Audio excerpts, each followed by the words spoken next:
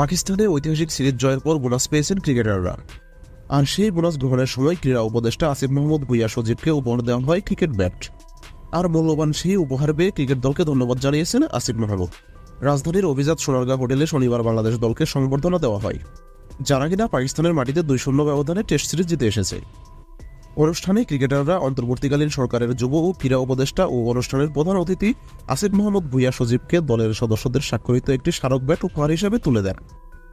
Bat উপহার পাওয়ার অনুভূতি ব্যক্ত করে আসিফ মাহমুদ তার ফেসবুক প্রোফাইলে লিখেছেন, উপহারের জন্য ধন্যবাদ বাংলাদেশ জাতীয় ক্রিকেট দলকে।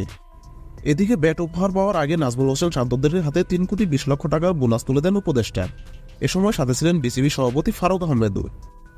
আর তখনই বাংলাদেশ দলের অধিনায়ক নাজমুল হোসেন শান্ত জানিয়েছেন, বোনাস হিসেবে পাওয়া অর্থের একটি অংশ দেশের বন্যা দুর্গত মানুষের জন্য অনুদান হিসাবে দেবে বাংলাদেশ ক্রিকেট দল। তো ভিউয়ার্স, শান্তর এই মহানুভবতাকে আপনারা কিভাবে দেখছেন কমেন্ট করে জানান আমাকে এখনই।